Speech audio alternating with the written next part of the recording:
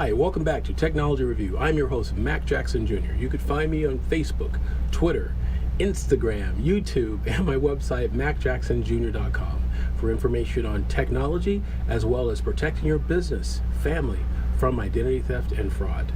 In this segment, we're called Business Spotlight. And in this segment, I'd like to talk about why businesses are the number one source of identity theft. Businesses are, folks, and here's the reasons why. It has to do with your servers. That's right, your computers that you use to process transactions. If you have a company, folks, and you could be a mom and pop company from a one-person operation to a Fortune 500 business, in your computer system, if you store, transmit information regarding your customers and your employees on your hard drive, you are responsible for that data. You're responsible for how that data is stored and how it is destroyed within your organization. That's why it's very important, folks, that you have and make sure that you have the best equipment, or in other words, the best knowledge of that information, so you know where it's at and where it is stored and how it is destroyed. Now, large corporations, folks, can afford to have $1 million IT teams, $1 million IT department, the best firewalls, antivirus software possible.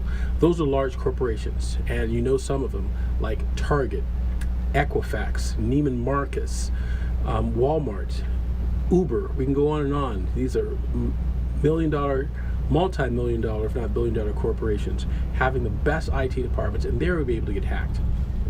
Look at the so-called low-hanging fruit, the small business owner. Those of us that have under 100 employees, sometimes maintaining a company all on their own, solo. You don't have that sophistication of a network. However, you still store transactions, personal identifiable information, and personal health information of individuals and your employees. That data needs to be secured. And folks, it's a lot easier than you think, but we need to make sure that we have the knowledge behind us for training. Cyber criminals would try and are constantly trying on a daily basis to acquire that information from your servers, then take the data and sell it to other cyber hackers from around the world. Your job as a business owner and your responsibility is to make sure that data is protected. There are several things that you could do to protect that data, and we'll talk about that. The first one is to make sure you have the latest updates and antivirus software set up on your computer systems. If you're using accounting software, make sure that the third-party company that's maintaining your accounting systems, if it's in the cloud, has a cybersecurity protection policy. What is that?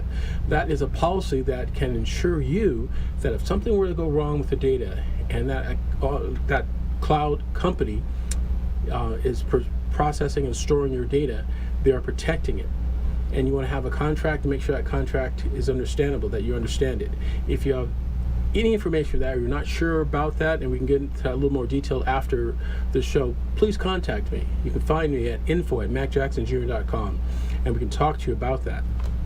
But you're responsible for your customers' data. Now, what kind of data we're looking for? Well, we'll take credit cards. That's the first line, credit card information.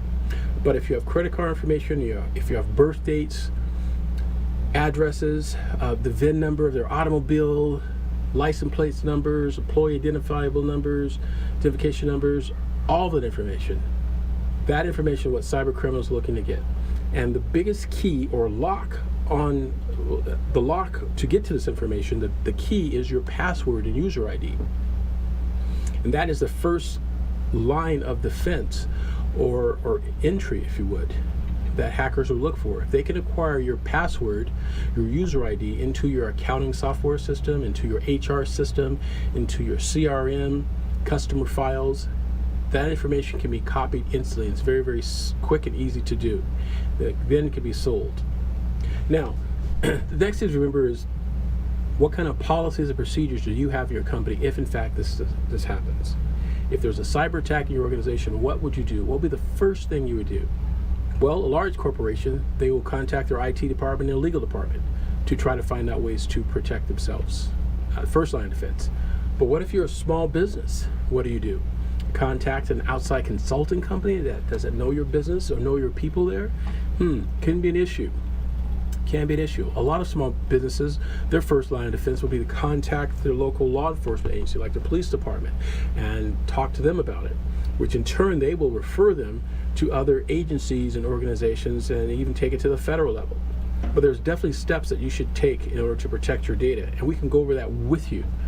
Definitely contact my office, MJ Computer Concepts, at 702-868-0808, and we can talk with you and set up a whole program and policy that you should have in your organization to protect your business from these type of attacks. But so, with that said, you have a policy set up. Even you're a small business, you have a policy set up, you have an action plan.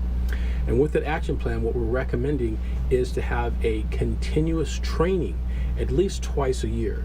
And what this does, folks, it gives you and your employees an understanding of what cyber hackers are trying to acquire in information gathering from your company.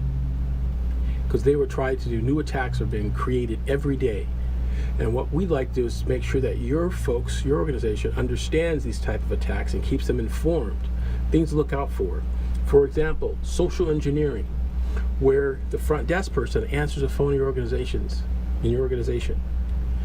Cyber hacker would try to use social engineering to pretend that they are a vendor or a previous employee in order to acquire passwords or user IDs into the system. Once that information is acquired, folks, they have keys to the kingdom. Also, the front desk person that works in your organization, if someone approaches your organization through the front door with a fake badge stating that they're from law enforcement or they're from the cable communications company, and they need to see your hard drive or wanting to do an update. I had a situation where a client told me that a group of people came in and stated they were from the landlord of the building that they were renting, and they need to check the cabling in the operations because it was affecting other businesses in the building. And they let these people through because they thought that they were in fact who they said that they were, but they were not. They were not. And suspiciously, they were into the IT area, IT room, for just only a couple of seconds. What they did, USB drive. Putting a USB drive into the USB port of one of the servers, and it's all it takes, folks. It's just a couple of seconds to transfer malware into an organization. That's why it's important that we have policy set up for organizations like this. Don't let that be your organization, folks. We have to question. You see something suspicious, say something. Have a policy and procedure surrounding it. This is just one of the things, folks, that you should have in your organization is, again, proper training.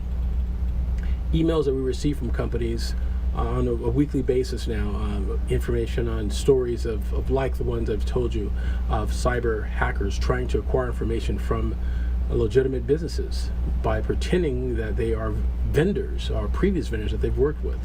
We have to be very aware of this. So make sure your people are trained, because again, information is a new currency. Now, there are things that you could do. Again, we talked about the policies, that's one. Training your employees, that's another. Small businesses, you make sure you have the latest updates from the software manufacturer, from your accounting systems. Always make sure you have the latest updates of the software on your servers and your workstation, as well as making sure you have antivirus software. Antivirus software is set up on your laptops or your desktops. And folks, make sure you have this antivirus software on the routers, on your smartphones from home. That's right, folks, your smartphones. Make sure your smartphones have antivirus software. It's very imperative, because cyber hackers are looking for other ways or weaknesses into our security systems. And one of the most vulnerable weaknesses into a computer system is to go through the smartphone. If they can put malware on your smartphone, they then can transfer that malware to your network when you get back to the office. All right, so these are some of the techniques you should do. Please find out more about this. Go to my website. It's at macjacksonjr.com. That's macjacksonjr.com, and take a look at what we aspire to and some of our training techniques, the books we have available, the videos, audios, and upcoming events that are available in your area. We can travel around the world and around the country, folks, to train your employees and make sure you have the right information.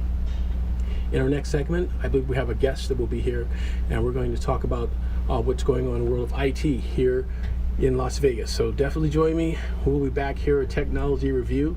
I'm your host, Mac Jackson, after these messages.